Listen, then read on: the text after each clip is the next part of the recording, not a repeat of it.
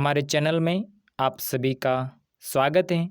जी हाँ, आज जिस विषय के ऊपर हम अध्ययन करेंगे वो विषय बहुत ही महत्वपूर्ण है और बहुत ही खास होने वाला है।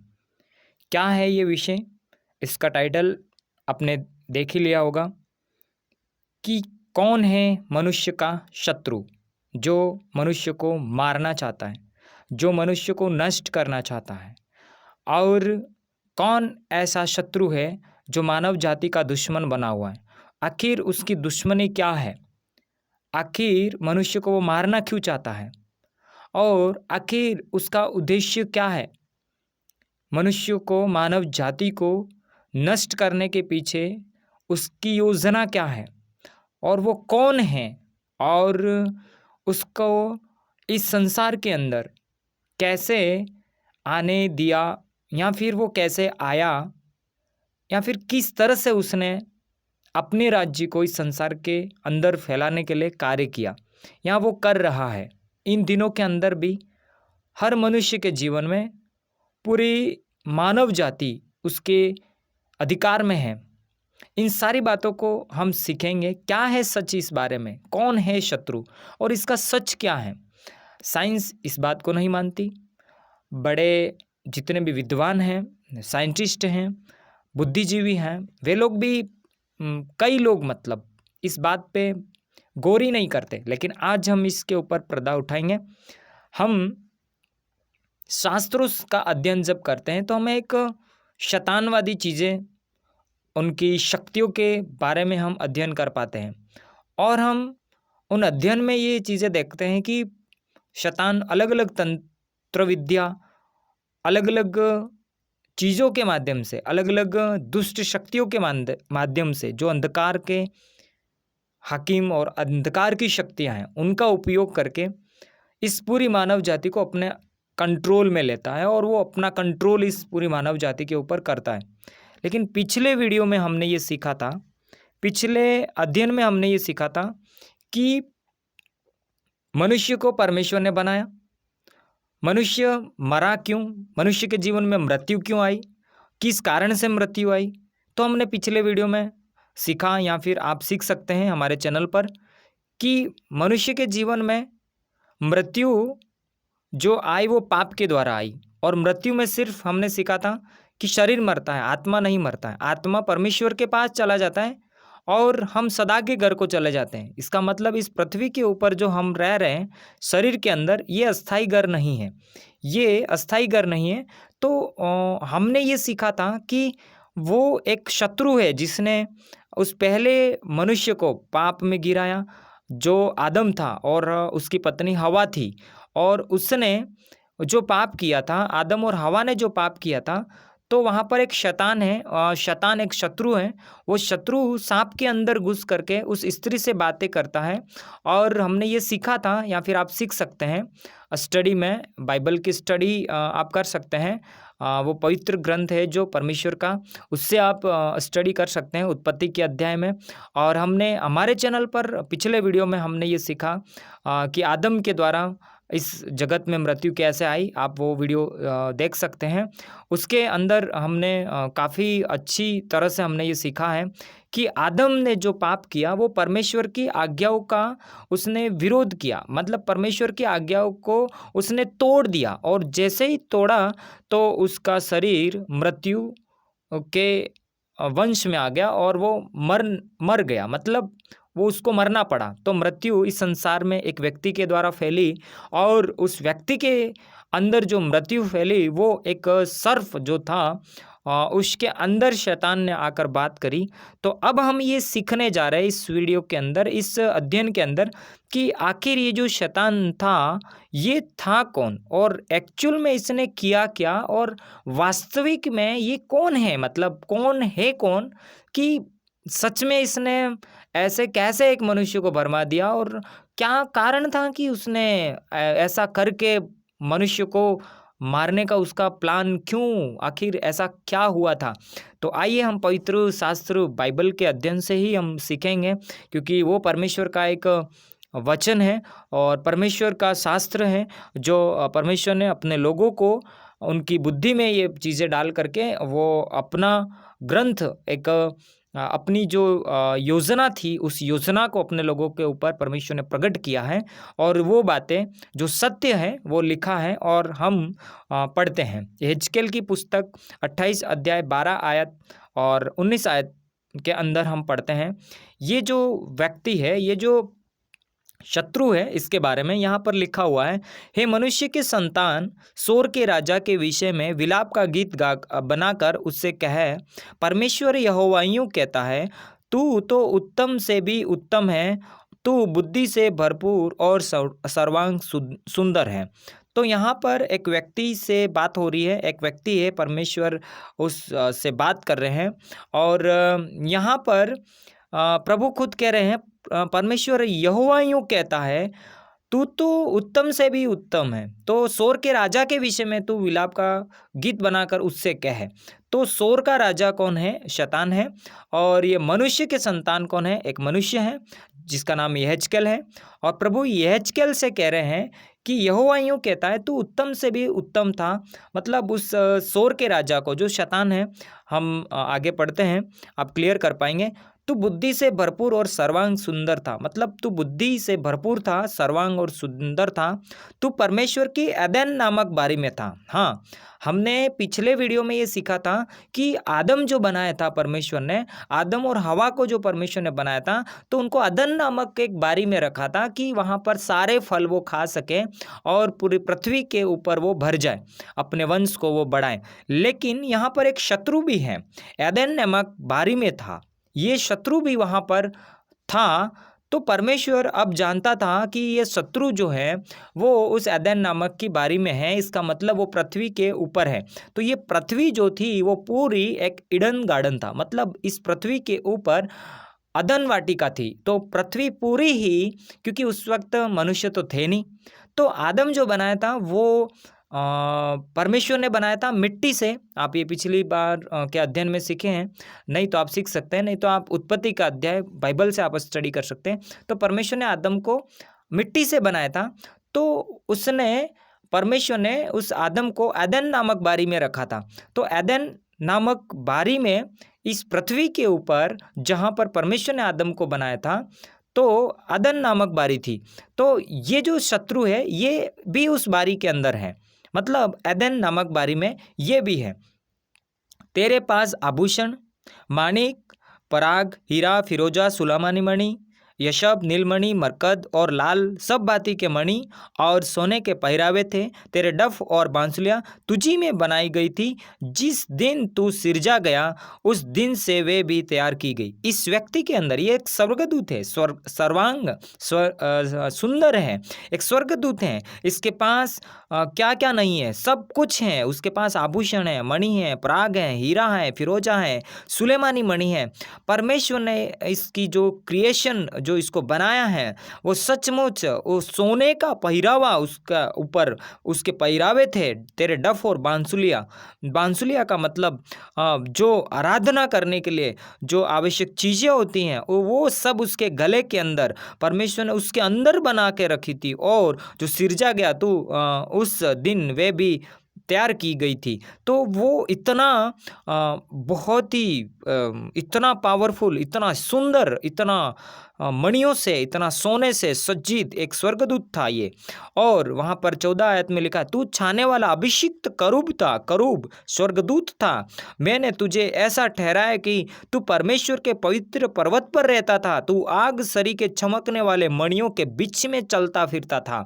ये व्यक्ति जो हैं, जो स्वर्गदूत हैं, जो आग के समान चमकने वाली मणियों के बीच में ये चलता फिरता था।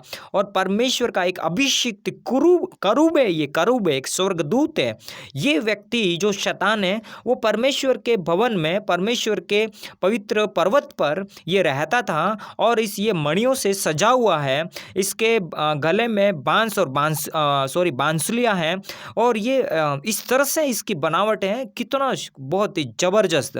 तो अब क्या हुआ जिस दिन से तू सिरजा गया और जिस दिन तक तुझ में कुटिलता न पाएगी, उस समय तक तू अपनी सारी चाल चलन में निर्दोष रहा। मतलब वो जो स्वर्गदूत है, जब तक उसके अंदर बुराई ना पाई गई, जब तक उसके अंदर कोई कुटिलता ना पाई गई, तब तक वो निर्दोष था। कौन? वो स्वर्गदूत जो था वो निर्दोष था। लेकिन 16 आयत में जब यहाँ पर हम पढ़ते हैं, परंतु लेन देन की बहुतायत के कारण तू उपद्रव से भर कर पापी हो गया, इसी से मैंने तुझे अपवित्र जानकर परमेश्वर के पर्वत पर से उतारा, और हे छाने वाले करूब, मैंने तुझे आग सरी के चमकने वाले मणियों के बीच में से नाश किया। तो परमेश्वर के विरोध में इस स्वर्गदूत ने, परमेश्वर के सिंहासन के विरोध में इसका मन ऐसा फूल गया कि परमेश्वर के सिंहासन के ऊपर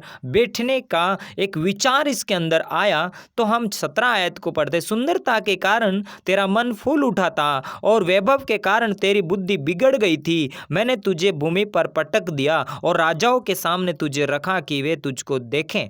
तो अब यहाँ पर क्या हुआ कि वे जो लोग थे वो उन लोगों के बीच में परमेश्वर जो आज के राजा हुए, भविष्य के जो राजा हुए, उस समय परमेश्वर उस स्वर्गदूत को पटक दिया। और प्रभु ये कहता है यहेजकेल को कि भविष्य में जो राजा हुए और उस समय जो राजा हुए, उन राजाओं के सामने मैंने उसे पटक दिया है।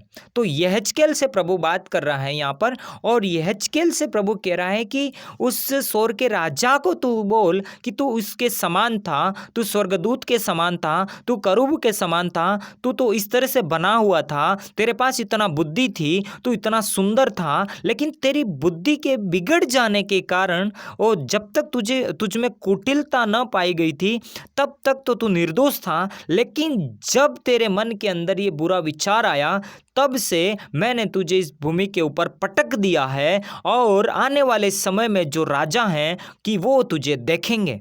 तो सच में ये जो व्यक्ति था, ये जो शत्रु बना परमेश्वर का, ये एक स्वर्गदूत है, और वो स्वर्गदूत हैं, उसके मन के अंदर परमेश्वर के राज्य के विरोध में उसके मन के अंदर एक ऐसी सोच आ जाती है, और वो सोच है जो उसे उस महिमा के अंदर से उसे नाश होना पड़ता है, और परमेश्वर उसे भूमि पर पटक देता है। इसका मतलब ये है कि परमेश्वर ने उसे पृथ्वी के ऊपर पटक दिया।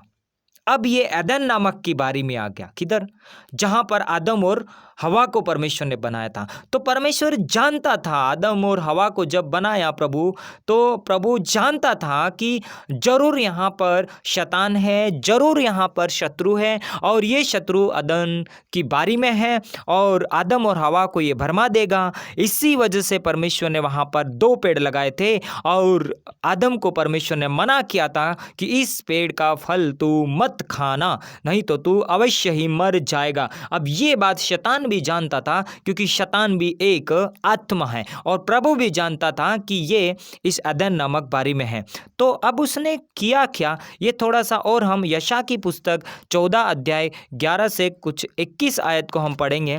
यहाँ पर और उसके बारे में लिखा हुआ है। यशा से प्रभु बात कर रहे हैं, तेरा वैभव, कि यशा से प्रभु बात कर रहे हैं कि तू सोर के राजा के विरोध में यहाँ पर लिख, और यहाँ पर प्रभु उस शैतान के लिए बात कर रहे हैं कि तेरा वैभव जो है वो तेरी सारंगियों को शब्द अधोलोक में उतारा गया है, कीड़े तेरा बिछोना और केंचुए तेरा ओढ़ना है।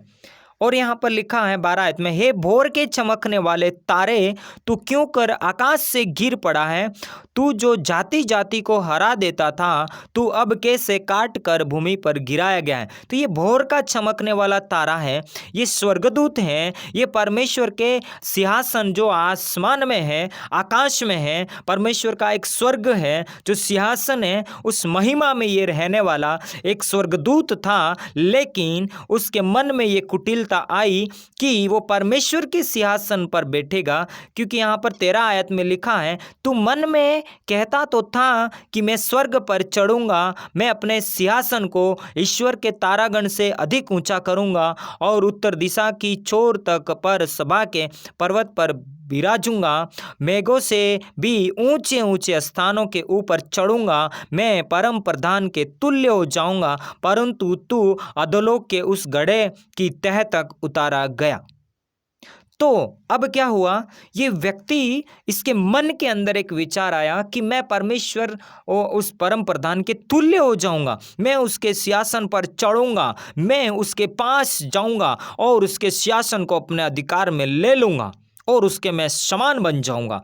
तो इस शैतान की सोच की वजह से, इस सोच की वजह से परमेश्वर ने उस स्वर्गदूत को जो कुटिलता उसमें पाई गई और उसके बाद और उसको भूमि पर गिरा दिया गया।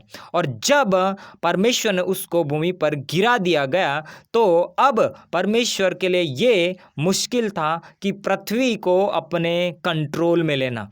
परमेश्वर को पृथ्वी पर राज्य करना है, तो अब पृथ्वी पर राज्य करने के लिए प्रभु को मनुष्य को बनाने की जरूरत पड़ी। अब क्यों मालूम है? क्योंकि परमेश्वर आत्मा है, आत्मा को यदि पूरी पृथ्वी के ऊपर काम करना है तो शरीर की जरूरत होती है, और शरीर अब आत्मा के द्वारा जीवित रहता है। तो शरीर श्वास के द्वारा जीवित रहता है, और श्वास जो दी वो परमेश्वर ने दी है। तो परमेश्वर के द्वारा मिट्टी जीवित रहती है। परमेश्वर का आत्मा उस मिट्टी के अंदर होकर मनुष्य को जब परमेश्वर ने बनाया तो एक योजना के साथ बनाया कि वो पूरी पृथ्वी के ऊपर क्या करें, वो राज्य करें। हाँ, यही प्रभु का योजना है कि मनुष्य पृथ्वी के ऊपर राज्य स्थापित करें। यस, ये परमेश्वर की योजना है। तो आखिर शैतान एक स्वर्गदूत था, उसने परमेश्वर के विरोध में पाप किया, जिस कारण से उसे गिरा दिया गया, और अब इसका राज्य किधर है? पृथ्वी के ऊपर उसे गिरा दिया गया है। और हम अगले अध्ययन में ये सीखेंगे, ये अकेला व्यक्ति वहां से नहीं गिरा, इसके साथ में एक पूरी गैंग गिरा दी गई, पूरा इसका ग्रुप था, ग्रुप के साथ में उसे गिरा दिया गया।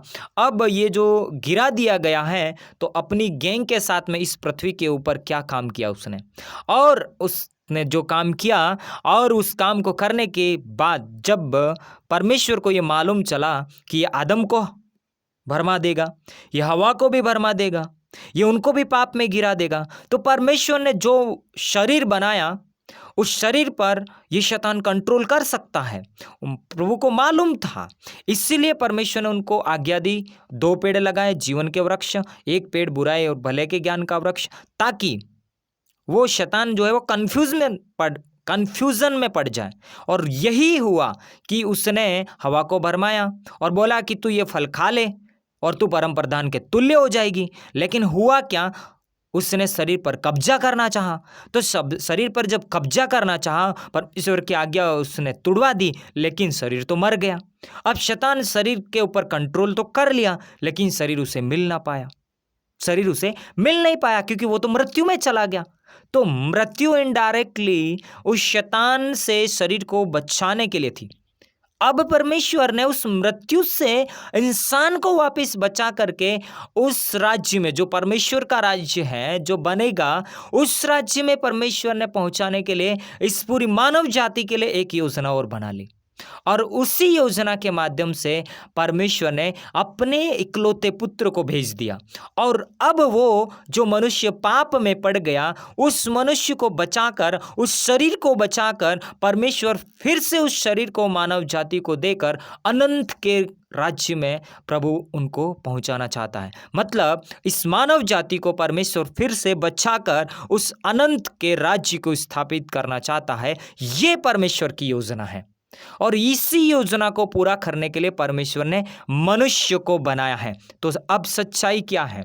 अब सच्चाई यह है कि मनुष्य को मिट्टी से परमेश्वर ने बनाया और मनुष्य के अंदर जो श्वास है वो परमेश्वर ने दी और मनुष्य जीवित प्राणी बन गया और मनुष्य पाप के द्वारा वो मृत्यु में आ गया और मृत्यु जो आई वो एक पाप करने से आई और जो पाप था वो एक शैतान, वो जो शत्रु है उसके द्वारा इस मानव जाति के अंदर पाप आया और उसके द्वारा मृत्यु आई। लेकिन मृत्यु के अंदर शरीर मरता है, आत्मा नहीं मरती है, आत्मा परमेश्वर के पास चली जाती है। और अब परमेश्वर जो मनुष्य का शरीर मर गया है, जो नष्ट हो गया है, उसे वापस देकर एक अनंत के राज्य में उन्हीं आत्माओं को, जो उन मनुष्य की आत्मा है वो परमेश्वर की आत्मा है, उन्हीं आत्माओं को फिर से एक शरीर देकर अनंत काल के राज्य में परमेश्वर उन मनुष्यों को लेकर जाना चाहता है। ये प्रभु का योजना है। और शैतान मनुष्य को पाप में गिराकर उस परमेश्वर के विरोध में खड़ा करना चाहता है ताकि परमेश्वर की ये योजना कभी पूरी ना हो सके।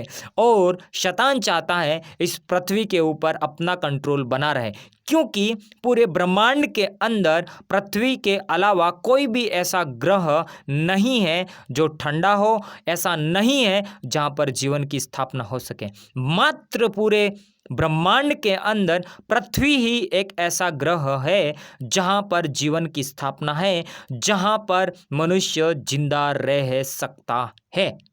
इसीलिए विज्ञान और साइंस कितनी भी कोशिश कर ले, इस पृथ्वी के अलावा कहीं पर भी वो अपना जीवन स्थापित नहीं कर सकता, क्योंकि मात्र एक परमेश्वर है, वही इस पृथ्वी को बनाने वाला है, वही इस संसार को बनाने वाला है और वही मनुष्य को बनाने वाला है। और वो इस पृथ्वी के ऊपर पाप जो बढ़ गया है उसे खत्म करके, शत्रु के साम्राज्य को खत्म करके अब वो एक अनंत काल का राज्य स्थापित करने वाला है।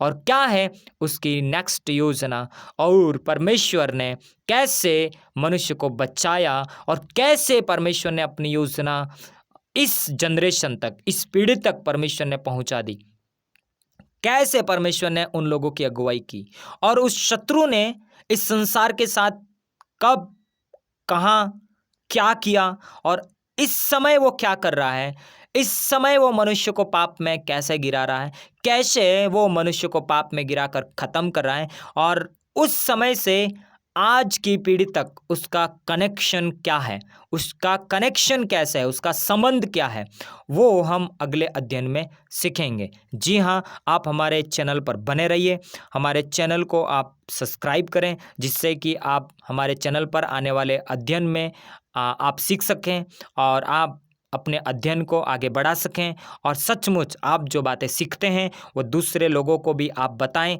आप स्वयं जागरूक बने, दूसरों को भी आप जागरूक करें। और सचमुच ये जो मनुष्य का शरीर है ये मरता नहीं है, हाँ ये मरता जरूर है लेकिन आत्मा कभी मरता नहीं है। और ये शरीर जो है वो हम मृत्यु के बाद भी वापस हासिल कर सकते हैं। उसकी सच्चाई क्या है वो हम इस चैनल पर राइट वे ऑफ लाइफ, जो सत्य मार्ग जीवन का है, यही हमारा उद्देश्य है कि हम मानव जाति को बचाएं, फिर से परमेश्वर के राज्य में उन्हें हम कैसे अनंत जीवन तक लेकर जाएं, ये अध्ययन हम इस क्रम में कर रहे हैं। तो आप हमारे चैनल को सब्सक्राइब करें, वीडियो अच्छा लगे तो आप दूसरे लोगों को शेयर करें।